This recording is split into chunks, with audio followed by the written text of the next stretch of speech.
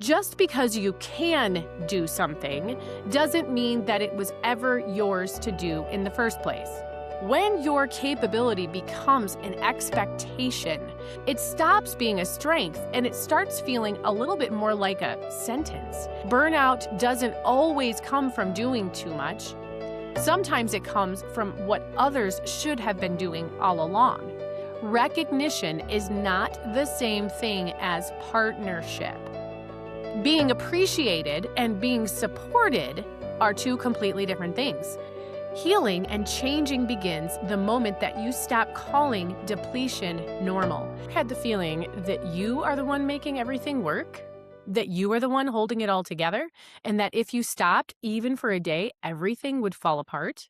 Not just physically, but also mentally and emotionally and relationally. You're the one who remembers the dentist appointment nobody else put on the calendar. You're the one who notices when your kid is off before they even say a word. You're the one who is quietly managing the emotional temperature of every room you walk into, and nobody asked you to do it. You just do it because you always have. Well, today I want to talk about the truth about being Superwoman in your midlife marriage, not as a compliment, not as a badge of honor, but as what it often feels like from our perspective, a burden that none of us knew we were signing up for when we got married. I'm pretty sure none of us were aware of the overfunctioning that we'd find ourselves dealing with at this point in our lives, or at any point, actually. We have real conversations here, the ones that a lot of people are afraid to have, but that's how we do things here. Because change can only start with awareness, and that awareness is what we're after today. And so, let's jump in and get started. Well, if you are in midlife and if you are married, listen up. You need this resource. I've got a new free guide, and it's called He Doesn't Get It Yet: How to Help Him See What You're Carrying Without Starting Another Fight. This free guide is going to help you identify what's really weighing on you, the invisible and the visible. It's going to help you understand why he hasn't noticed and why that's not entirely his fault. It's going to help you find language that helps him see what he's been missing. And it's going to help you start a conversation that might actually lead to real change. Because if your marriage feels like it's on life support, I want you to know that most husbands, they actually do want to show up for their wives. They just don't know how. They're still operating from the old playbook, and no one has even told them it's outdated. You can grab this free guide at Midlife Marriages Free Guide, or check the show notes on this episode. Well, okay, here's what I see happening with so many women in midlife. It isn't that they're suddenly becoming unhappy, it's that they're becoming honest. They're becoming clear. And friend, clarity, it changes everything.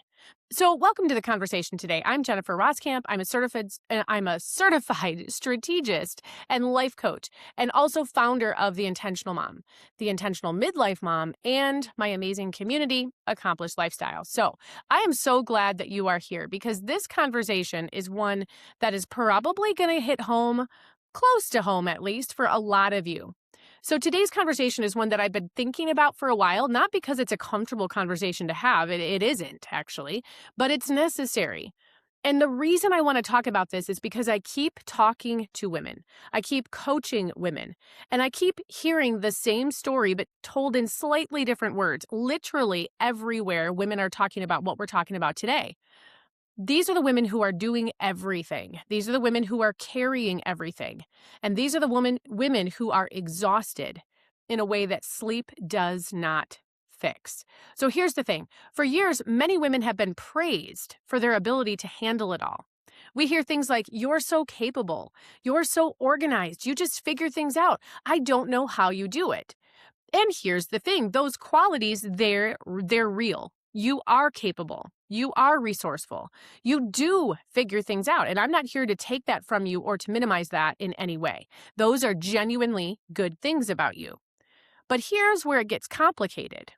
When your capability becomes an expectation, when other people start counting on you to handle everything because you always have, it stops being a strength and it starts feeling a little bit more like a sentence.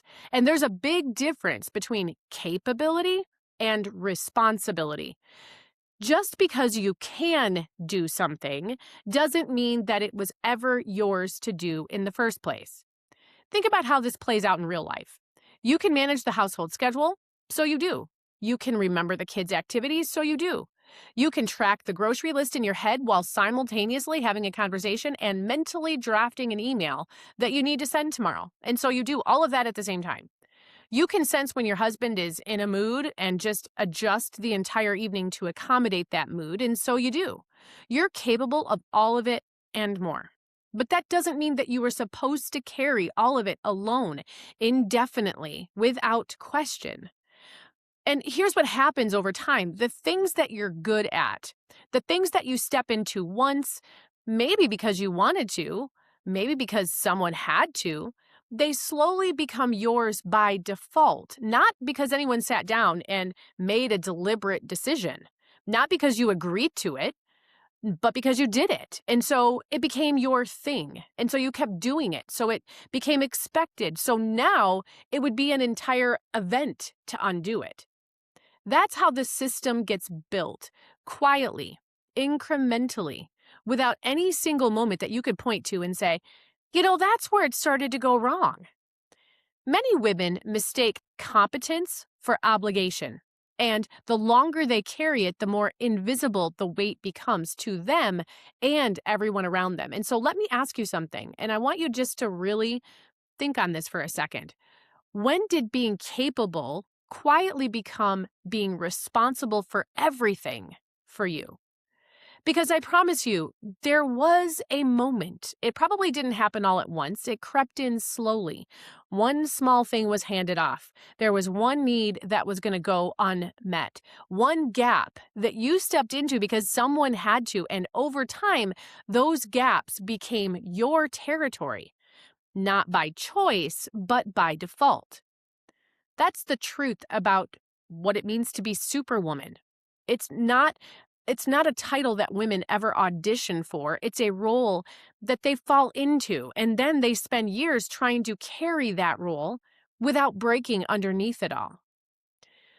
So now let's talk about the load that nobody sees. Now, this is kind of a buzzword right now. And yes, we're talking about the invisible load, but stick with me here because you're going to want to hear how I talk about it. So there's this particular kind of exhaustion that comes from doing work that is invisible. And I think this is one of the most under-discussed realities of modern marriage, especially for women in midlife who have been at this for 20 plus years. So she remembers the birthdays, not just the kids' birthdays, but also the in-laws and the cousins and the neighbor who was kind to them 5 years ago. She schedules the appointments.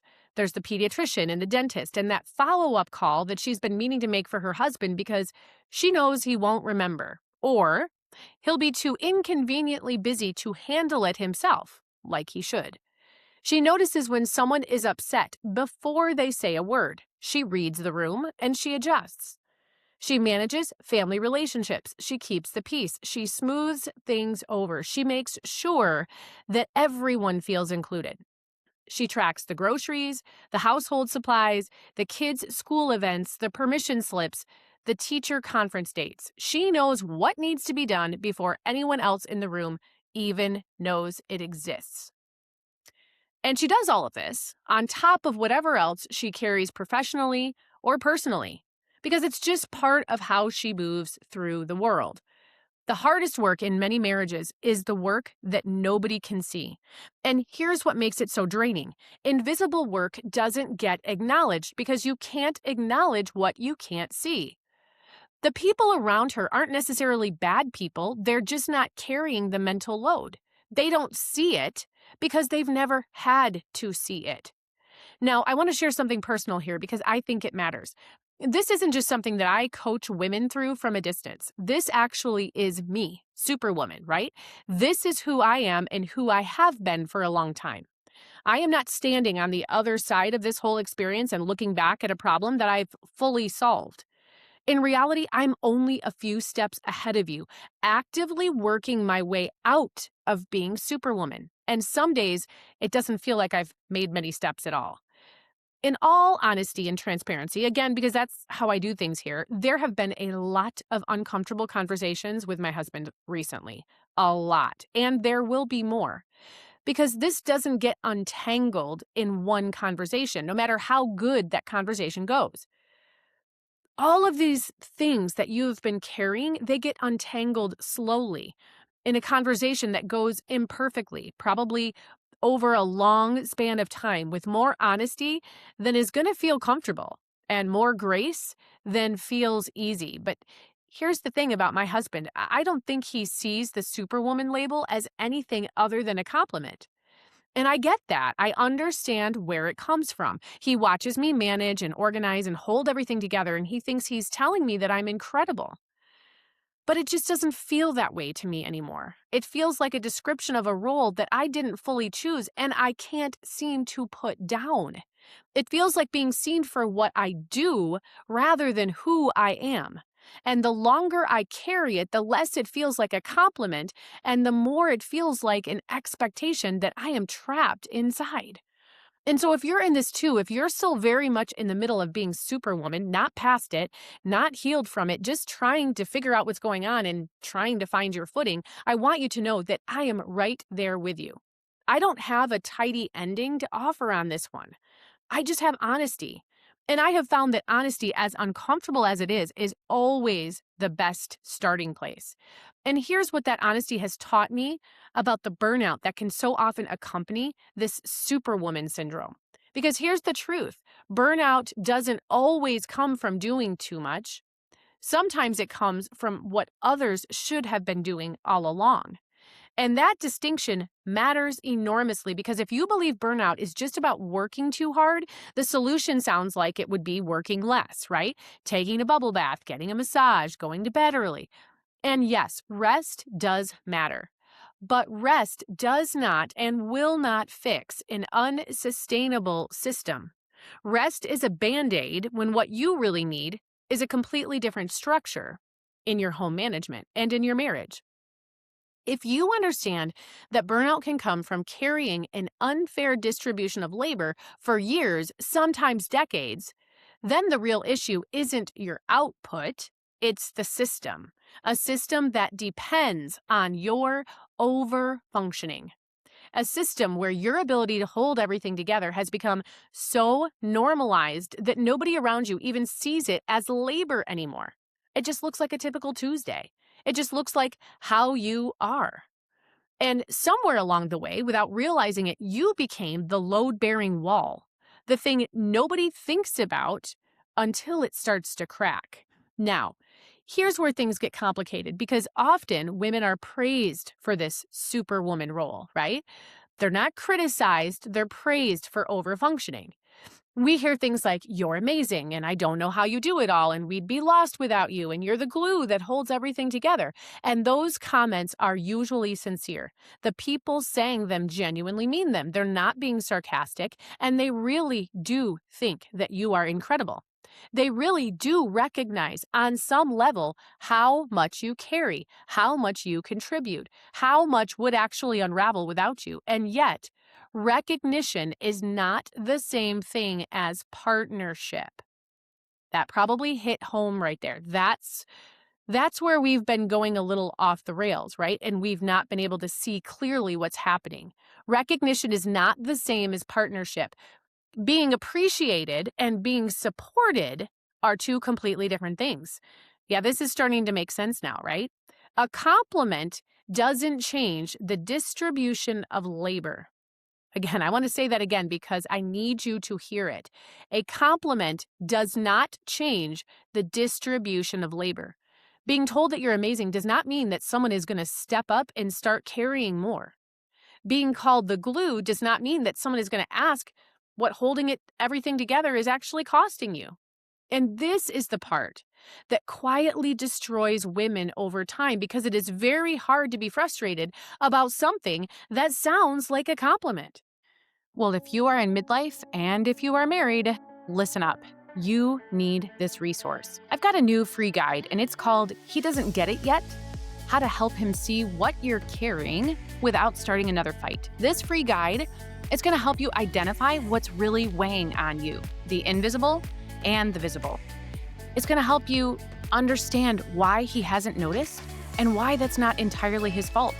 It's going to help you find language that helps him see what he's been missing. And it's going to help you start a conversation that might actually lead to real change. Because if your marriage feels like it's on life support, I want you to know that most husbands, they actually do want to show up for their wives. They just don't know how. They're still operating from the old playbook, and no one has even told them it's outdated. You can grab this free guide at Midlife Marriage's free guide, or check the show notes on this episode. It is very hard to say, I'm drowning, when the people around you are saying, you're incredible. It creates a kind of cognitive dissonance that's hard to navigate because part of you wants to receive the appreciation because you have worked hard. You do deserve to be seen. But part of you also knows that the appreciation is landing in place of something that you actually need. But you don't know how to figure any of that out, and so you just smile and you say thank you, and you tell yourself, well, at least he notices, and you keep going. In the phrase, I couldn't do it without you, it sounds loving, and you know what? I really think that it is. But sometimes, maybe a lot of the times, it should also raise a question. And the question is, if you couldn't do it without me, if I am truly the thing holding this household and this family and this marriage together, why haven't we ever had a real conversation about what that is actually costing me? Why is the solution to my exhaustion always more appreciation rather than more responsibility on your part? I couldn't do it without you is a beautiful thing to hear. But why do I still have to? Is the more important follow-up question that I think women are realizing they want to ask. I mean, what happens to the marriage when she hits the wall? What's going to happen when the glue gives out? Because it does give out. Eventually, not dramatically, not all at once, but slowly. In things like growing resentment, in a closing off, in a woman who used to be warm and is now just flat out tired, in a couple that used to be connected and is now just functional. And by the time any of this becomes visible, it's been building for years. So, here's a question for you. Have you been receiving appreciation when what you actually needed is partnership? Because those aren't the same thing, and it is okay to want both and to say so. So, in the reality of Superwoman, at least most times, eventually something shifts. And it's not because she decides to blow up her life. It's not because she suddenly becomes angry, although anger might be a part of it. It shifts because she starts to wake up. There's a moment, and it's almost always a quiet one. It could be loud, but more often it's quiet. And it happens when a woman looks at her life and can start to see it clearly. Maybe for the first time in years, maybe for the first time ever. And she says things like, this is where I am, and this is what it has cost me. And this is how long it's been going on, and I'm not willing to live this way for the rest of my life. Now, I want to be clear about something. That declaration, the I'm not willing to live this way for the rest of my life, it is not a divorce declaration. It doesn't mean that the marriage is over. It doesn't mean that she's ready to burn everything down. In fact, for most women that I know and I work with, it has nothing to do with leaving. It is simply and powerfully a truth declaration. It is the moment that she stops pretending. It is the moment that she stops calling her depletion normal. She stops telling herself she's fine, that she can handle it, that this is just what life looks like right now, that it'll get better when the kids get older, when things slow down, when she gets a minute to breathe. This is what she's telling herself, and she has been telling herself, and now she's done with that. Because maybe she's starting to realize, maybe you're starting to realize that nothing changes until the truth is allowed to enter the room. And I know that that feels scary because once you say it out loud, once you admit that this isn't working and this isn't sustainable and this isn't fair, once you admit that, even just to yourself, you can't unknow that. The lid is off, and you don't necessarily, in fact, you probably don't know what comes next. You don't know if your husband is going to hear you when you share this. You don't know if things are going to get better or harder. You don't know if naming what's going on is going to open a door or start a fight. But here's what I know with absolute certainty. The women who are the most stuck in their lives are the ones who have been lying to themselves the longest. And they're not doing it in a dramatic way. They're not doing it maliciously. They're just doing it quietly. They're just telling themselves it's fine when it isn't. They're absorbing the weight because fighting it feels harder. Minimizing themselves because everyone around them has treated this as normal for so long that they've actually started to believe it too. Healing and changing begins the moment that you stop calling depletion normal. Not when everything is fixed, not when your husband suddenly transforms into a fully present partner, not when the kids are grown and the workload lightens. It starts when you stop pretending. That's what the declaration does. And it's one of the bravest things that a woman can do. So here's the question that I want to leave with you. What truth have you been minimizing because everyone around you has called it normal? What is the thing that you keep swallowing back down because the timing isn't right, because you don't want to rock the boat, because you've told yourself it's not that bad, but you know you can't swallow it anymore? What if it is that bad? What if the fact that you've normalized it is exactly the problem? You're allowed to say so out loud, even just to yourself today. So let me ask you some questions that most people never ask. When we're talking about the Superwoman role, did anyone ask if you wanted this role? Did anyone sit down with you at the beginning of your marriage or somewhere in the middle of it and say, hey, here's what the division of labor is going to look like in our home. Does this work for you? Is this sustainable? Is this what you want? I'm guessing not, right? Because that's not usually how it happens. It doesn't happen from a deliberate conversation. It comes from 1,000 small moments when, again, there's that gap that nobody else was going to fill, a need that you stepped into because it was easier than watching it go unmet, a pattern that slowly calcified into your permanent job description. Here's some more questions. Did anyone ask if this was sustainable? Did anyone ask what carrying all of this would cost you? Not in a week, not in a month, but over a period of 10, 15, 20 years? Here's another question. Did or does anyone ask how you're doing? Really doing? Underneath all of that capability, underneath all of that reliability, underneath all of that incredible execution. And here's another question. Why is dependence often praised instead of examined? Because here's what I see. Women are called Superwoman, and everyone applauds. But nobody stops to ask whether that role was chosen or simply assigned. Nobody asks if she's okay being Superwoman. Nobody asks what it's costing her to hold it all together. The cape looks good on her, and so everyone assumes she's fine. But largely, she's not fine. She's exhausted, and she's been exhausted for a long time. And here's something I want you to hear because I think this one can bring a lot of relief. Many women didn't consciously choose to become the default carrier of everything. That's what Superwoman is, right? They adapted to it. They inherited it often from their mothers who did the same thing, from their grandmothers before them, from a culture that equated self-sacrifice with good motherhood and called it a virtue. They learned it, they survived through it, and they got good at it. And getting good at something that's hurting you is not necessarily healthy. I coach women all the time who are incredibly efficient, incredibly capable, incredibly good at making decisions and managing impossible loads. They have or are raising families. Some are raising grandchildren and managing aging parents.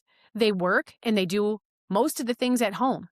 They worry about their loved ones. They make countless decisions and solve countless problems on the daily. They look like they have it together on the outside. And when I ask them what they want, not what they do, not what they're good at, not what they're responsible for, but what they actually want for their life, they're quiet.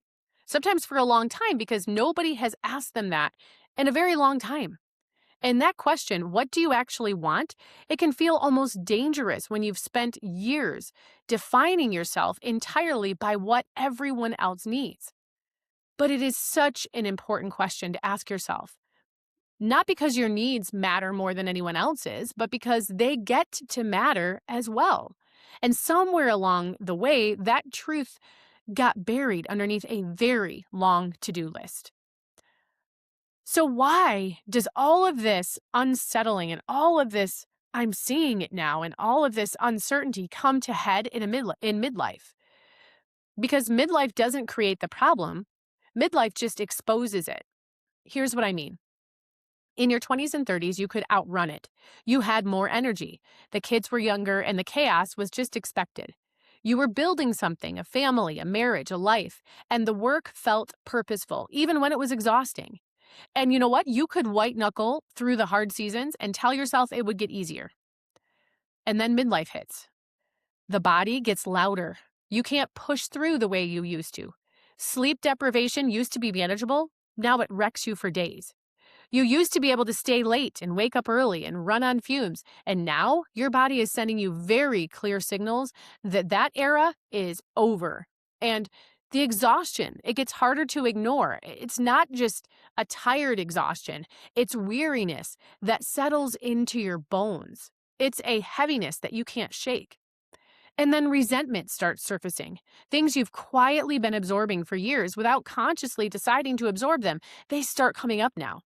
And you feel guilty for feeling resentful, which adds another layer of weight. And somewhere in the middle of all of this, there's a growing unwillingness to disappear inside your own roles. A sense that this version of your life is not actually who you are.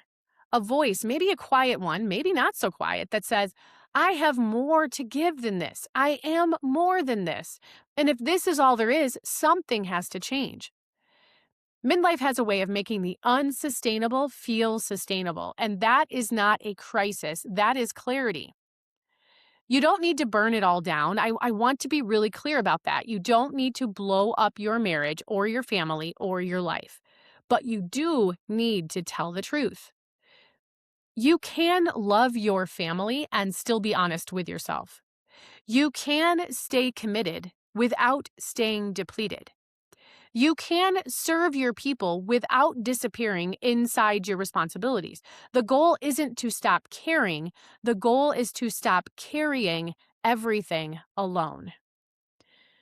We've covered a lot of ground, and I want to give you 4 main takeaways to make sure you don't miss the bulk of the conversation today. Number 1, capability is not the same as obligation. Just because you can carry it doesn't mean it was always yours to carry. The fact that you're good at managing everything doesn't mean you're supposed to manage everything alone. Number 2, being appreciated and being supported are not the same thing. Compliments don't change the distribution of labor. You can be deeply admired by the people around you and still be profoundly unsupported. It is okay to want and to ask for both. Number 3, midlife exposes what's been there all along. The exhaustion, the resentment, the growing unwillingness to disappear, those aren't signs that something is suddenly wrong. They're signals that something has been wrong for a long time and your body and your heart are finally done pretending otherwise. Takeaway number 4, nothing is going to change until the truth is allowed to enter the room. Now, you don't have to blow up your life to start changing it, but you do have to stop lying to yourself about what all of this carrying and all of this superwoman things are costing you. The declaration of, I don't think I could do this for the rest of my life, it's not about leaving, it's just about honesty. And honesty is always the beginning. So let's bring this all to kind of a close today. Maybe you're sitting with this right now and nothing looks different. You're looking around and you've got the same marriage, you've got the same house, you've got the same responsibilities waiting for you when we're done here and you walk back into your life. The dishes, they're still there. The mental load didn't download itself onto someone else while we were talking. Your husband didn't suddenly have an awakening while you were listening. I get it. And I'm not going to tell you that listening to a conversation like this is going to fix any of that. But here's what I do know. Today, you can tell the truth, maybe just to yourself for now. Maybe you're not ready to say it out loud to your husband yet. Maybe you're still figuring out what's true and what's just exhaustion talking. That's okay. You don't have to have it all figured out before you're allowed to acknowledge that what's going on and what you feel is real. Maybe it's time to stop pretending that all of this hasn't cost you something. Maybe it's time to stop calling depletion normal, to stop measuring your worth by your ability to sustain a system that was never built to take care of you at all. And seeing these things and having this honesty, it doesn't mean that you're not grateful for the life that you have. You're not selfish for wanting more than a life of invisible labor and surface level appreciation. There's nothing that's wrong with you. You're just waking up, and waking up is the beginning of everything.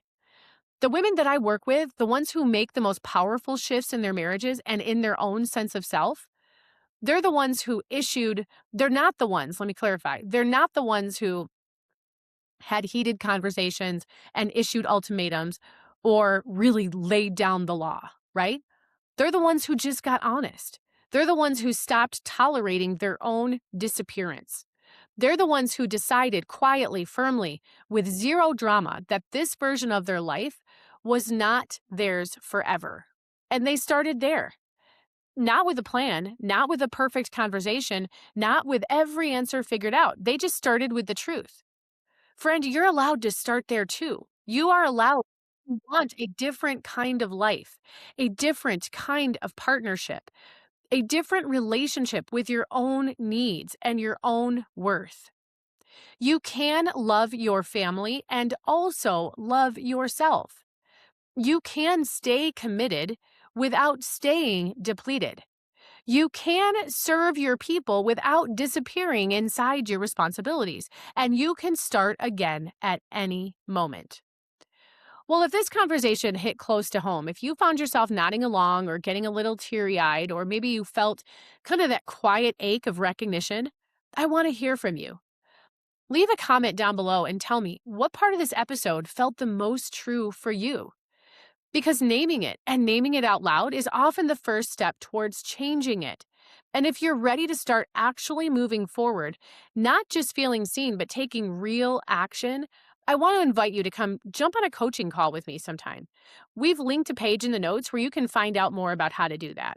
And if you want help with these conversations in your marriage, I've created a marriage conversation guide. And after that, you'll be ready for the marriage maps. The guide is free and it's right for you down below. And those marriage maps, they take it one step further because there's a set for you and a set for him. You can get started, though, with that free guide at midlifemarriages.com. And friend, you don't have to keep carrying all of this alone. It's okay to start setting some of it down. And so, until we talk again, lead yourself well, friend.